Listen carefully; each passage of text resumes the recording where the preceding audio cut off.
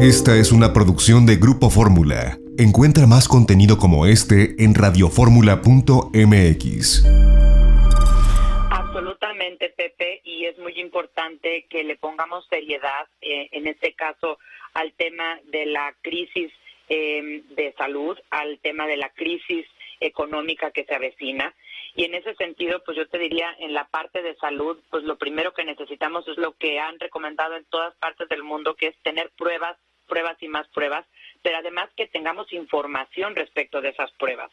A mí me encantaría que todas las noches, ahorita que acaban de comenzar hace rato la conferencia, nos estuvieran dando, por ejemplo, el dato de cuántas pruebas se han hecho en México, y de esas, entonces, cuántas han salido positivas y cuántas negativas, porque el dato que dan es de personas estudiadas. Eso de personas estudiadas no es lo mismo que hacer pruebas. Y en el mundo el estándar de medición es el tema de pruebas. Entonces, ahí tenemos de entrada una falla de información con la cual creo que no estamos tomando las decisiones que deberíamos. Desde luego, preservar la salud y la integridad de quienes trabajan en el sector salud, de los médicos, de las enfermeras que están dando la batalla por nosotros en esta pandemia y necesitan tener insumos suficientes y adecuados para poder atender a las personas. Esto tampoco se está dando. Y luego la siguiente parte, que es la de atención para la parte médica, ¿no? Y la parte de medicinas, medicamentos, insumos, pues esa parte tampoco estamos teniendo completa suficiencia. Hemos visto ahí mucha información en redes, muchas quejas, muchas denuncias, pero al final del día todo vuelve a tocar en la parte económica, y lo que se necesitan son recursos suficientes para enfrentar la pandemia, para enfrentar la crisis de salud, y por el otro lado también acciones y recursos suficientes para prevenir que la gente se quede sin empleo, que cierren empresas pequeñitas, chicas, medianas, grandes, altamente generadoras de empleo. Entonces sí es importante hacer acciones ya. Reitero, de recursos suficientes al sector salud, pero también, por ejemplo, proponemos en el grupo parlamentario del PRI diferir 3 meses, abril, mayo y junio, los pagos del ejercicio fiscal 2019, que el 100% del salario de cotización al IMSS de quienes ganan 6,000 pesos o menos sea asumido por el gobierno, y también el agua, luz y gas de estas familias que ganan 6,000 pesos y menos, y que se pueda considerar en estímulos fiscales. No, nadie habla de exenciones, nadie habla de no pagar impuestos, pero sí de buscar esquemas más flexibles que, reitero, puedan apoyar a la empresa y sobre todo al empleo. Ahorita lo más importante de un choque tan brutal como el que vamos a tener este año en la economía es preservar el empleo y que las personas más vulnerables estén protegidas, Pepe. Ha dicho el presidente de la República, a propósito de todo lo que mencionas con énfasis, dada tu experiencia, evidentemente, en esta materia, cuando fuiste subsecretaria de Hacienda, en fin, ahora integrante de la Comisión de Hacienda. Todo esto que estás diciendo choca, se confronta con lo que dice el presidente de la República. En este momento no vamos a ir a un fobaproa de los empresarios, no los vamos a rescatar, vamos a cuidar primero a los pobres. La pregunta es muy simple. Bueno, si no se apoya a las empresas en este momento, difiriendo como ustedes proponen y otros partidos también, difiriendo el pago de ciertos impuestos, el gobierno no va a tener de dónde cobrar impuestos, porque las empresas van a quebrar y no van a poder pagar impuestos, y los trabajadores, los empleados van a perder el empleo. Es absolutamente cierto lo que dices. Lo que quieres es tratar de generar un círculo virtuoso post-crisis, claro, no un círculo vicioso post-crisis. Y mira, Pepe, también es bien importante, sí, mucho el coronavirus, y sin duda va a ser un impacto muy fuerte, pero a ver, a los países les pega distinto dependiendo de cómo estén parados, y a nosotros el coronavirus nos agarra tambaleándonos. ¿Por qué digo eso? Porque el año pasado, en 2019, no crecimos. Por primera vez en muchos años no crecimos menos 0.1%. Tuvo pérdidas Pemex por 346,000 millones de pesos, le bajaron la calificación, perdimos empleo, se generó desempleo. Entonces, al final del día, no es lo mismo enfrentar una crisis cuando estás mucho más robusto que cuando traes una debilidad de crecimiento como la que traíamos. Y ayer, Pepe, si me permites, Hacienda presentó los precriterios generales de política económica anoche ya tardecito. Y bueno, pues básicamente eso es conforme a la ley. Correcto, Pepe. Tenían hasta ayer a las 12 de la noche para presentarlos al Congreso, los presentaron en tiempo y forma.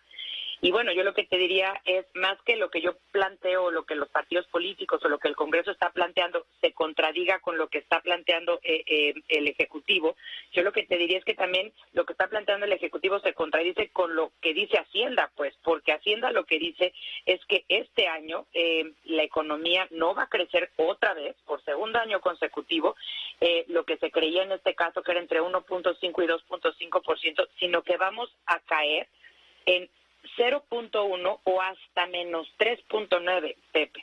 Y hoy ya daba también Bank of America su expectativa de crecimiento, que ha sido la más fuerte que se haya dado en este Menos 8%. Menos 8%. Entonces, si Hacienda está aceptando que su peor escenario es crecer prácticamente menos 4%, tú imagínate lo que se nos avecina hacia adelante. Y algo a destacar es, cuando tú quieres, Pepe, saber cuál es la deuda de un país, lo que dices es cuál es la deuda respecto de su PIB. Esto, en términos técnicos, se llama el saldo histórico de los requerimientos financieros del sector público. Pero, en fin, es la deuda respecto del PIB.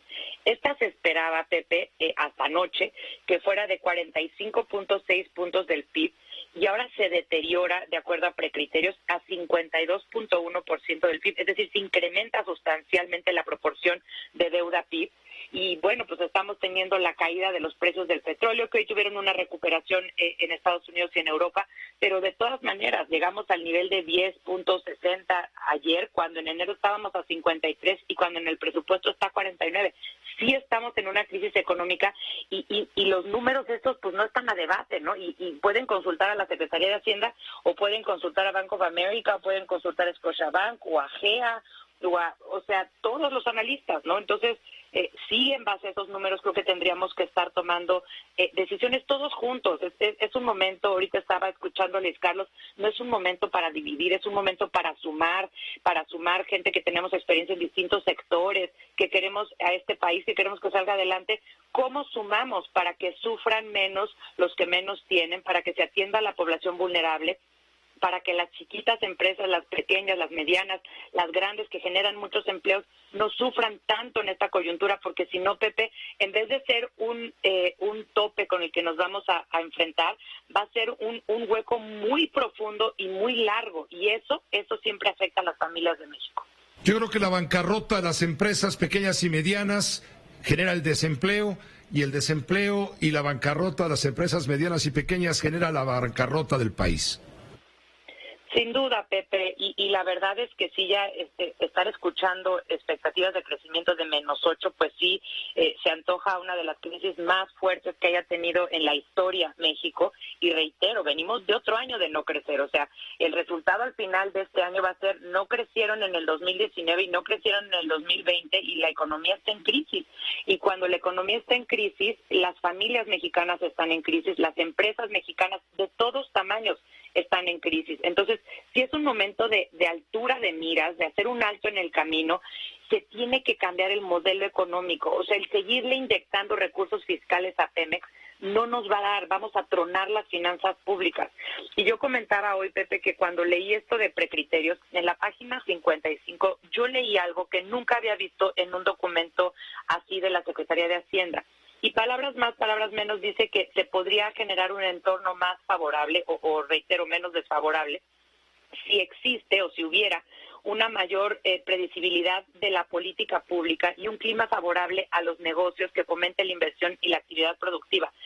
Si esto lo está escribiendo Hacienda, o sea, si esto no es algo con lo que cuenta Hacienda en la mano, pues sí estamos en problemas. O sea, un secretario de Hacienda tiene que saber por naturaleza, por antonomasia, por descartado, que tus políticas públicas tienen predictibilidad y que tienes un clima favorable a los negocios, a la inversión en la actividad productiva. Si no estás contando con eso en la Secretaría de Hacienda, que creo que ha hecho un estupendo papel con Banco de México en tratar de anclar la volatilidad que hemos tenido ahorita en los mercados financieros, pero si Hacienda no cuenta con eso, pues entonces no le están dando las herramientas a la Secretaría de Hacienda para que pueda hacer su trabajo, y ahorita es un trabajo indispensable.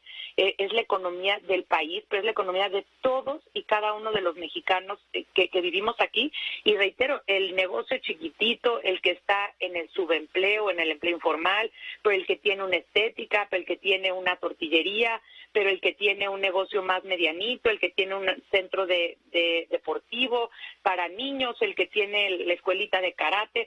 todos estos negocios en México, si no le ponemos atención y tomamos con seriedad la política económica del país, van a acabar sufriendo, van a acabar quitando puestos de empleo, y cuando los mexicanos no tienen empleo, pues ya para qué, dice uno que qué bueno que bajó la gasolina, pues no hay peor gasolina o la más barata si no tienes ingresos para poderla pagar, ¿no? Si no tienes empleo.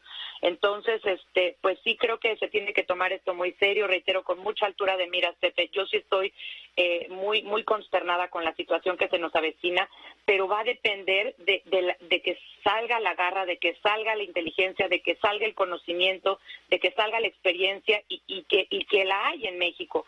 Y reitero, ahí tenemos a dos grandes economistas en Banco de México y en Hacienda, pero sí le tiene que ayudar el resto del sistema político, el resto de las políticas, la de inversión, la de medio ambiente, la de energía, la de infraestructura. Si no se alinea esto para que todos caminemos juntos agarrados de los brazos y crezcamos, este país va a sufrir demasiado este año y quién sabe qué nos pinte para el futuro. Esta fue una producción de Grupo Fórmula. Encuentra más contenido como este en radioformula.mx.